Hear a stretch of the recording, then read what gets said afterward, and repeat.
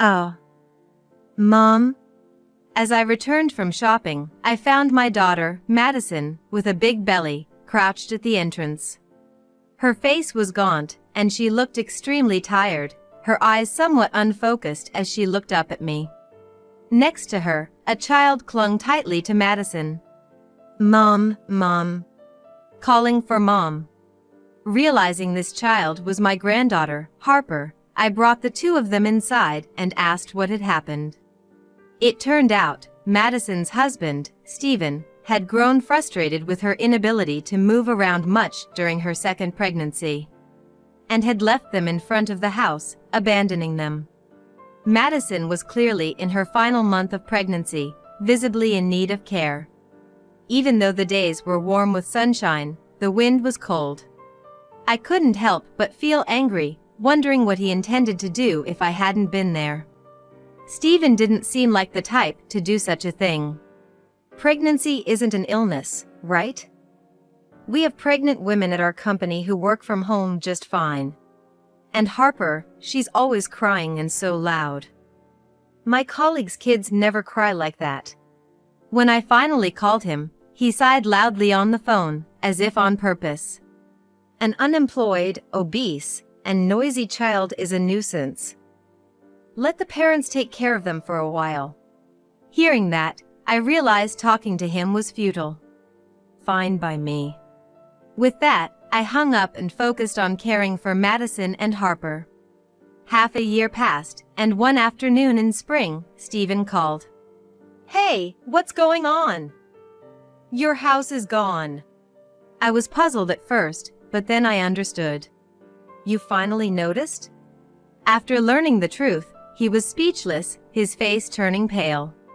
My name is Scarlett, a 58-year-old housewife. My husband passed away about 3 years ago, leaving me alone, but I've never minded solitude. His study is filled with books, including his favorite novels, challenging research papers, magazine clippings, and diaries, making me feel close to him whenever I'm there. Sometimes, I spend time in the study, browsing through the stacked books. My daughter Madison, her daughter Harper, and Madison's husband Stephen, live about a 30-minute drive away in the next town. Stephen works at a large company owned by his dad, holding a position as a department head at the young age of 33, and is even talked about as a future CEO. Madison and Stephen met at a beer party. When Madison went out with friends, one of them recognized a former classmate, which turned out to be Stephen. By chance, they worked near each other and started seeing more of each other, occasionally bumping into one another or going out for drinks with friends, eventually leading to a relationship. Madison wasn't the type to make the first move, often calling me, unsure of what to do. Well, I'm not sure either, but maybe just go out for a meal and enjoy yourselves? I couldn't offer much advice on love, not being very experienced myself. Unlike me, my husband had his fair share of romances, but when it came to our daughter's love life, I won't allow her to date someone strange like me. He was protective. It was funny hearing him call himself strange. Nonetheless, their relationship progressed smoothly, and by the time a year had passed, they came to announce their engagement. Stephen, being the son of a big company's president, and his excellence in sales had reassured my husband enough to entrust our daughter to him, he later told me. I too felt at ease sending off our daughter to such a respectable person. Soon after, the two married and moved to the next town to start their life together. Initially, Madison would come to visit us, sharing the joy of discovering her pregnancy and her anxieties about giving birth. Around 3 or 4 months after we learned of Madison's pregnancy, my husband passed away. He was involved in a traffic accident with a truck whose driver had fallen asleep at the wheel. Both Madison and I were shaken by the sudden news and found it hard to live calmly for a while. Rushing to prepare for the funeral and running around for company and government procedures, the days passed, and before we knew it, a month had gone by. What's strange is that I hadn't seen Stephen since he came to introduce himself for the marriage. Even at the funeral, he only showed his face for about an hour before disappearing quickly. I thought it was a bit rude, but according to Madison, that's just how he is. It can't be helped. Stephen is always busy with work, Madison said, forcing a smile despite a hint of sadness. It seemed she hadn't had much of a chance to talk or spend time with Stephen, who had started leaving early in the morning for golf meetings on weekends. Being a president's son might excuse him somewhat, but I wished he would consider Madison, who was heavily pregnant. As summer came to an end, Madison returned to our home to give birth. With her belly fully rounded, she was looking forward to meeting the baby. It's a girl. We've already decided on a name. Oh, really? What's her name? Harper. Stephen and I chose it. Madison, smiling as she spoke, gave birth within 2 weeks and soon went back to her home where Stephen was waiting. Madison, make sure to visit us sometimes, Harper too, I said over the phone, but Madison's reply seemed hesitant. Yeah, maybe, once things settle down, I'll come over.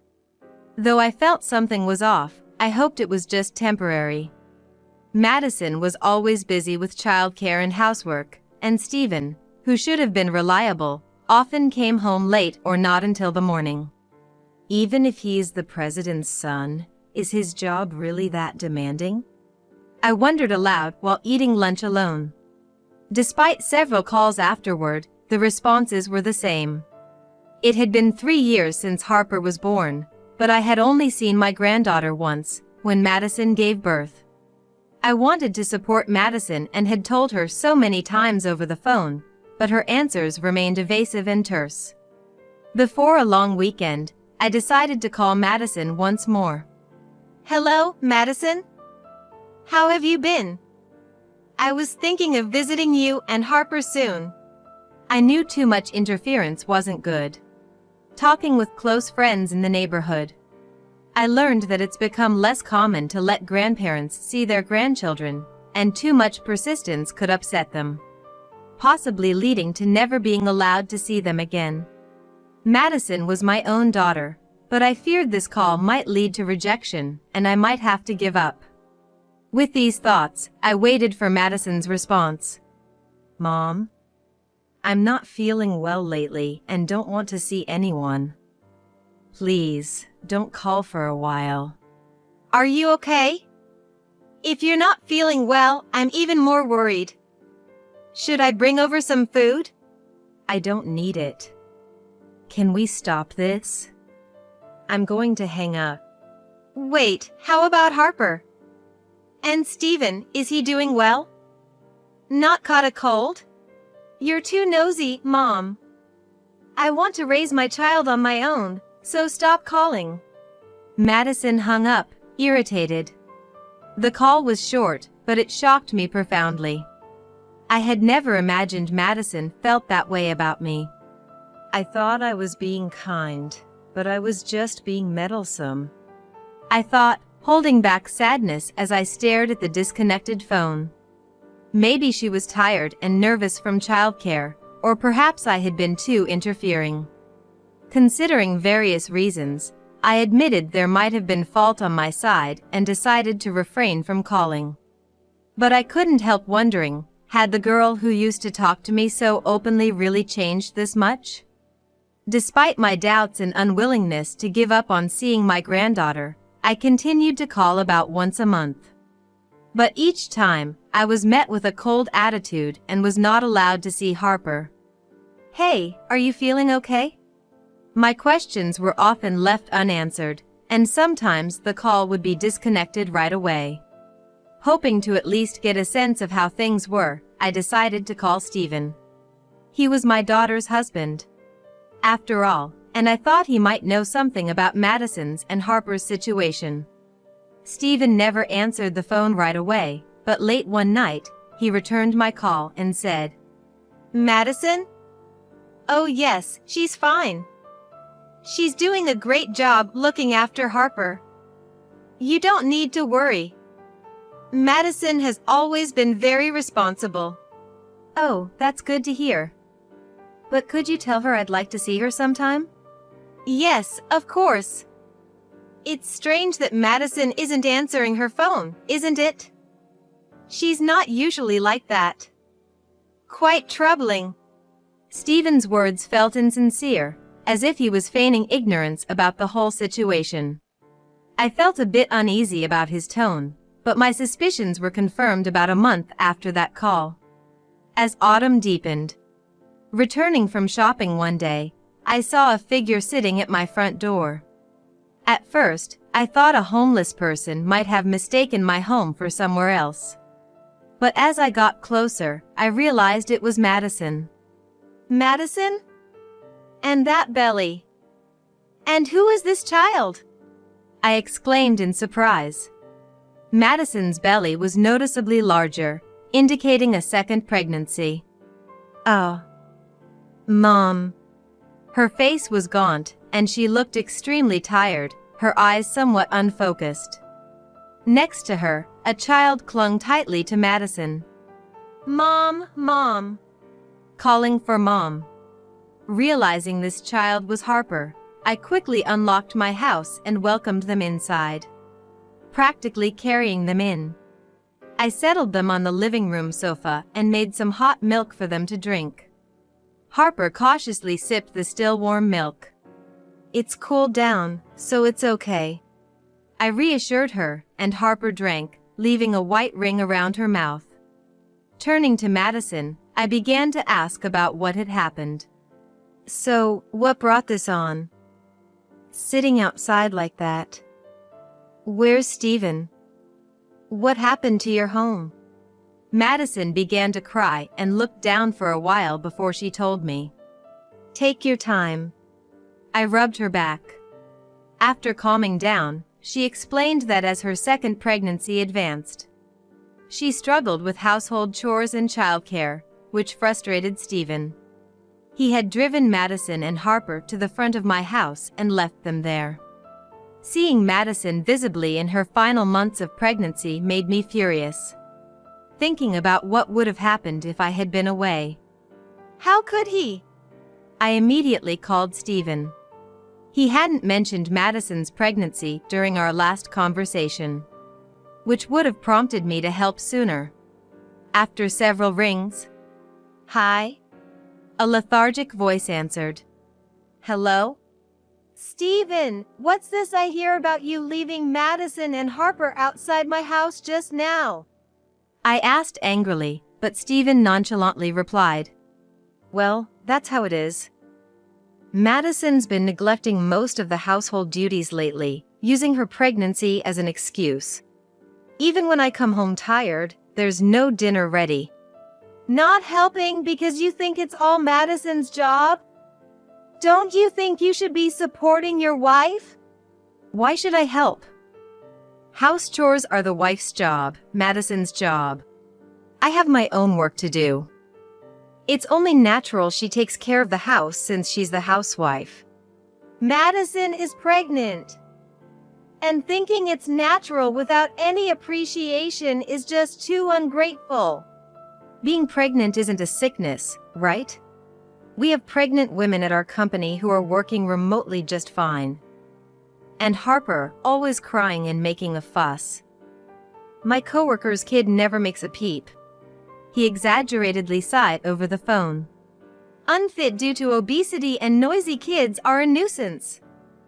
Let the parents take care of them for a while. The moment I heard that, I realized talking further was pointless. Fine by me, I said, hanging up, but Stephen's mocking laughter lingered in my ear just before the call ended. I managed to suppress my anger and frustration, focusing on what needed to be done. What needed to be done was taking care of Madison and Harper. Harper's clothes were stained, with food and juice spills turning into spots. Her hair also seemed to smell, so first, I decided to give Harper a bath. The spare clothes in the carry case were slightly dirty as well. We'll have to go shopping for clothes with Grandma tomorrow. 3-year-old Harper is talkative, chatting non-stop about her favorite foods, picture books, and characters from the kids' shows she's currently obsessed with. Madison, on the other hand, seemed exhausted from being overworked by Stephen, barely able to move from the couch. I hurriedly prepared sheets, making up a bed in an empty room upstairs for Madison to rest. Her skin was rough, and her hair was in disarray, presenting a pitiable sight. "Call me anytime if you need anything. I'll take care of Harper, so you just focus on resting, okay?" Madison nodded and quickly fell asleep, seeming relieved. The following 1 to 2 weeks were spent nursing Madison back to health and taking care of Harper. However, spending time with my granddaughter, whom I had not been able to see until now, was very fulfilling and not at all burdensome. It was hard for me to be strict when Harper would beg, "Buy it, please." It was hard for me to be strict with that voice. Eventually, as she began to recover, she started to open up about her past. "Stephen was kind before we got married. He respected my opinions, and we would discuss even the smallest things together. Those were the happiest times." But then, she grew sadder. "As soon as we got married, it was like he became a different person, issuing orders. You can't rely on your parents. You must do all the housework perfectly." I just took it all in. However, she was allowed to return to her parents' house when Harper was born. In hindsight, it felt like brainwashing, being dominated. There was even a time he said I wasn't allowed to rely on you, Mom. "So, was that why you hung up quickly when I called?" "Yes. Calls with you were forbidden too, so I had to hang up quickly. I'm really sorry." At night, after Harper had fallen asleep, we talked over ginger tea, and I felt an indescribable mix of anger and sorrow. Stephen, who had come to ask for her hand in marriage, never seemed capable of such actions. Yet, here he was, causing Madison such pain and even bad-mouthing her as an inconvenience. What's more, there was suspicion of him having an affair. I smelled perfume on him. He's not the type to wear it, especially not a woman's fragrance. When doing laundry, I noticed his shirts had a sweet scent. Really? Doubtful, but recalling his late returns and early morning arrivals, it seemed plausible. "Madison, you've been through so much. You've done well to manage on your own." Considering how she juggled household chores and childcare while realizing her husband's infidelity, I couldn't help but express my admiration. No matter the defiance, she is my only daughter and family. Madison cried softly. The gentle autumn weather continued, dry but refreshingly cool compared to summer. Madison's due date was approaching soon. I did everything to pamper Madison and Harper, aiming for their emotional and physical recovery. About half a year passed, and it was spring. While I was preparing lunch, my mobile phone unexpectedly rang, so I stopped to answer it. The caller was Stephen. "Yes, this is Scarlett." "Hey, what's going on? Your house is gone." I was puzzled for a moment, but then quickly understood. "Finally noticed, have you?" I said with a half smile. Stephen had come to pick up Madison, Harper, and the newborn, only to find the house gone, turned into an empty lot with a for sale sign posted. The move and the house demolition had been completed last month. And Stephen must have just arrived, smugly, only to realize for the first time that nothing was there, and panic called me. "We moved. You've left the family to fend for themselves for half a year, leaving Madison, Harper, and the baby, all three, in my care, haven't you?" "Yeah. I came to pick them up now." "Where are you?" "Came to pick them up, you say?" "Unfortunately, we've moved to a secure apartment, so telling you would be pointless. I'm not considering returning them to you." "Don't joke with me. I told my parents I'd bring Harper and the baby over. Give me back the kids, at least." His way of talking about the kids as if they were objects disgusted me. That's a promise you made on your own. We have nothing to do with it, so we won't comply. I'm busy here, so if you don't mind. Just then, the baby started crying. Perhaps Stephen heard the cry over the phone. He muttered softly, "Oh." But I hung up without paying him any mind and rushed to change the baby's diaper. In the next room, I could tell Madison was on the phone. "Yes, hello, what?" There was a bit of arguing, then Harper came out of the room looking like she might cry. "Mom is angry." She came to me, frightened.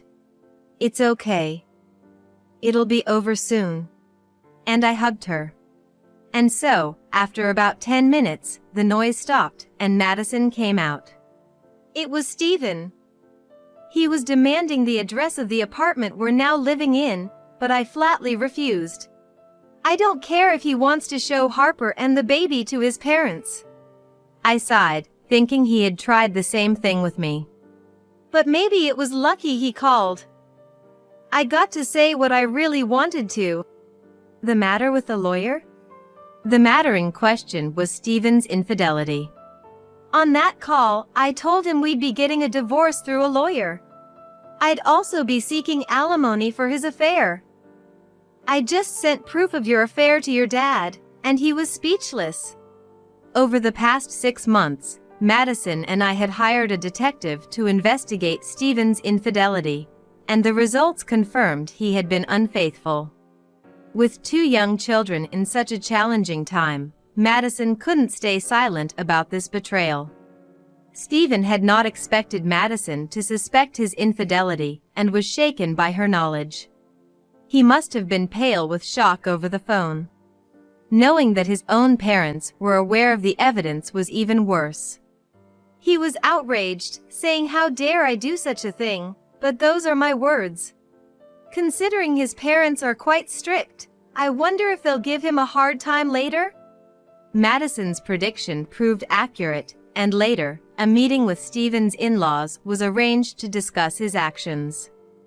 On the day of the discussion, the in-laws apologized first and accepted Madison's divorce. Stephen's dad was furious with Stephen, saying that a man who cheats despite having a wife and children is not needed. Even if he was a candidate for the next company president, and ended up firing him from his own company. In essence, Stephen was effectively dismissed. Furthermore, he relinquished custody of the 2 young children, allowing us to raise them.